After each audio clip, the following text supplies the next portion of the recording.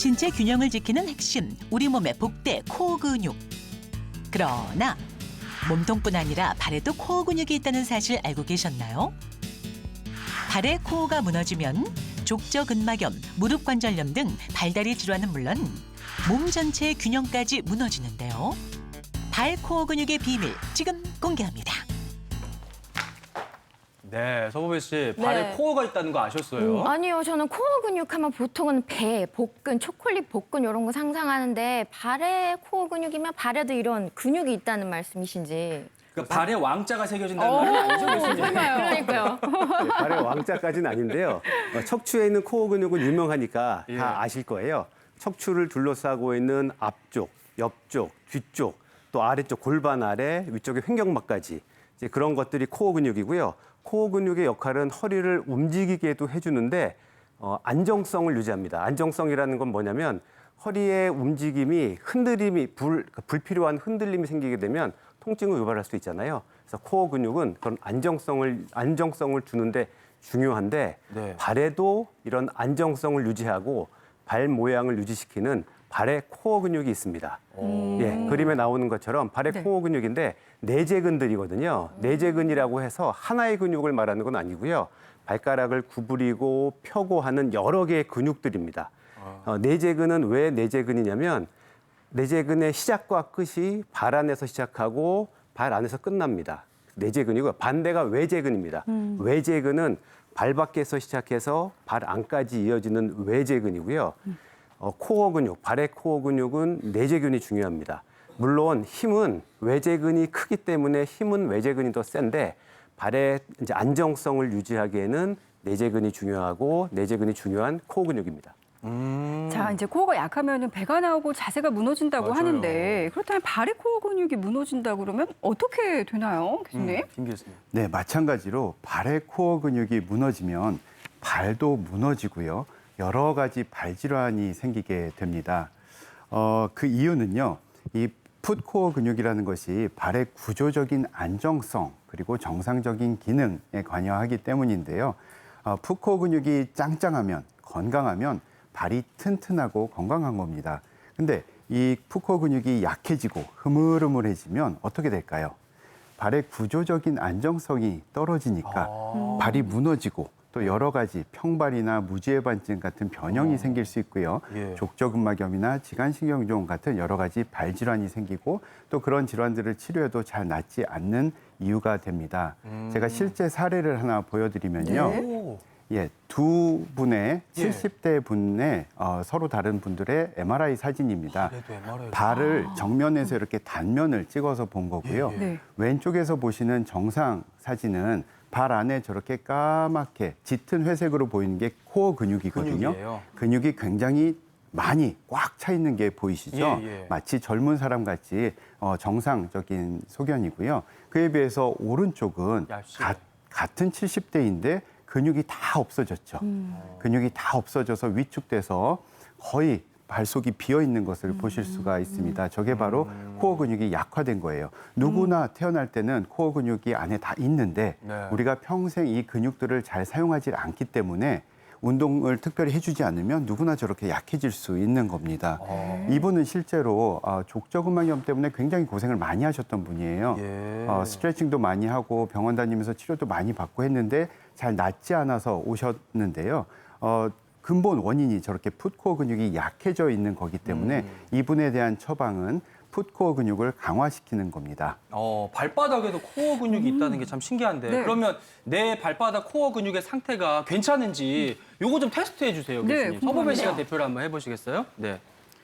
또 우리 벗고 교수님의 그래서 맨발을 공개하시는군요, 오늘. 네, 더 예. 믿음이 갑니다. 오. 네. 어쩔 수 없이 양말을 좀 벗고 보여드리도록 하겠습니다. 네네. 자, 우리가 쉽게 내 발의 코어 근육이 괜찮은지를 한번 확인해 볼 수 있는 쉬운 테스트 방법이 있는데요.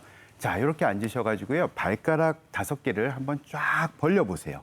개구리 발처럼요. 개구리 네, 발처럼. 개구리 발처럼 발가락 사이사이를 위에서 보여주시면 더 좋은데 이렇게 사이사이가 쫙 벌어지는지 한번 해보세요. 예. 요 정도면 괜찮은 거 아닌가요? 굉장히 잘하시네요. 어디요? 예, 코어 근육이. 이게 이게 잘 안 되시는 분들은요, 네. 발 건강에 노란불이 켜진 겁니다. 안에 다 발가락을 벌리는 근육들이 있는데 그 기능이 약해져서 발가락이 잘 벌어지지 않는 거예요. 그러면 선생님, 저는요, 이 발 코어 운동, 뭐 이런 운동법이 있다는 거는 뭐 병원이든 뭐 운동센터에서도 한 번도 들어본 적이 없거든요. 맞아요. 그런 운동법이 있는지. 네, 맞습니다. 발 아프신 분들이 꽤 많고 그분들한테는 이 발 운동이 굉장히 중요한데 그래요? 이 발 운동을 정확하게 배울 수 있는 곳이 많지 않아요. 그래서 저희가 오늘 발 운동을 집중적으로 할 수 있는 내용을 좀 준비했으니까 우리 시청자분들도 보시고 한번 따라해 보셨으면 좋겠습니다. 예. 네, 발코어 강화 운동 첫 번째는요. 네. 발가락 올리기입니다.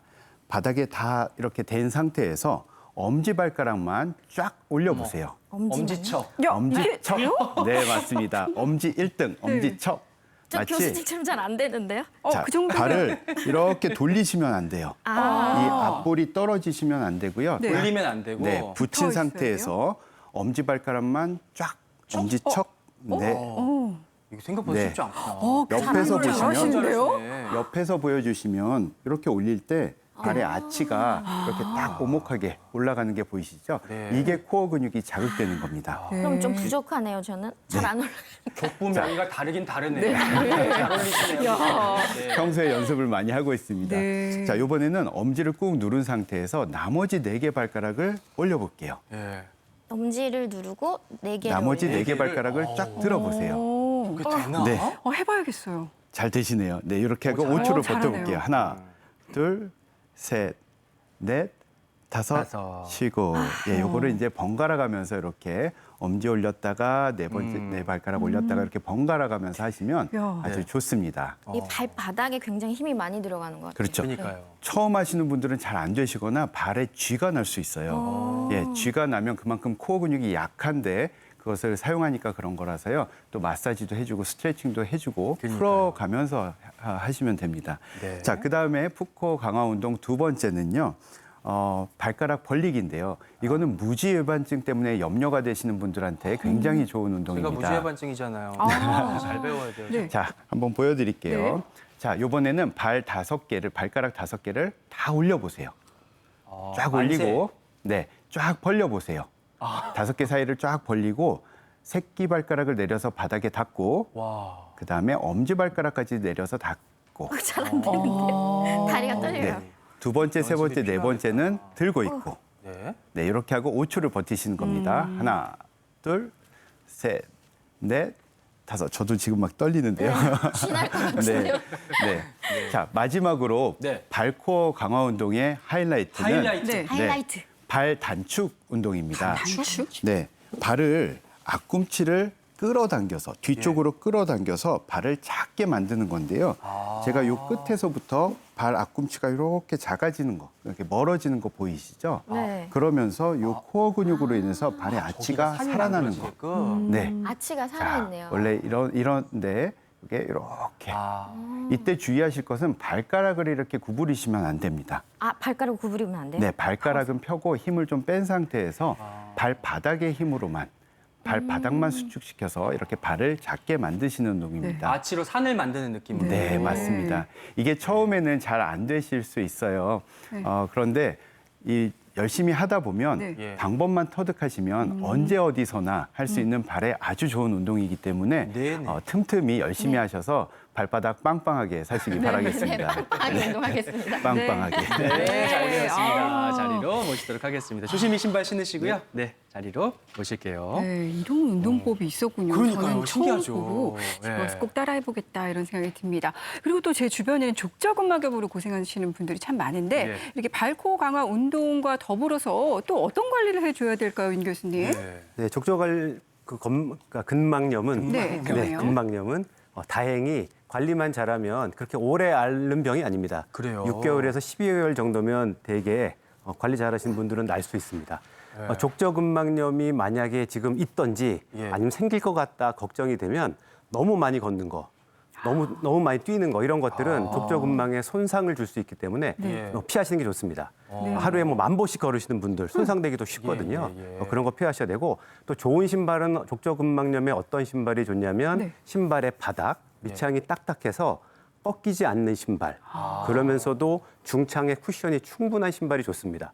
그래야지만 발이 꺾이지 않고 발에 전달되는 충격을 줄여줄 수 있습니다. 그런 신발을 고르셔야 되고요. 예. 그다음에 스트레칭하는 게 도움이 되거든요. 스트레칭. 네, 예. 그래서 스트레칭을 한번 저랑 같이 해보시면 좋겠습니다. 제가 해볼게요. 제가 엄살이 아니라 요새 발바닥이 진짜 저릿저릿해가지고 네. 많이 걷고. 병원에 가봐야 되나 약간 네. 걱정이 되더라고요. 이게. 네. 청와대가 많이. 스트레칭은 아킬레스건의 스트레칭을 할 거거든요. 예. 네, 족저근막인데 아킬레스건을 왜 하지? 라고 생각할 수 그러니까 있는데 발바닥을 해야 될 것 같은데. 그렇죠. 예. 아킬레스건이 짧아지면 예. 족저근막도 연결돼 있기 때문에 같이 짧아질 수 있습니다. 아, 이렇게 다 연결이 돼 있습니다. 네, 연결이 쭉 돼 있거든요. 그래서 아킬레스건을 스트레칭 해주는 건데요. 네, 네, 네. 이제 벽에 대고, 벽에 대고. 우리 이제 벽이 없으니까 서로 우리는 네, 벽이라고 치고, 이상하게. 네, 벽이라고 치고 스트레칭 하려는 발을 오른발 해볼까요? 오른발을 오른발을 뒤로 한번 쭉 빼보세요.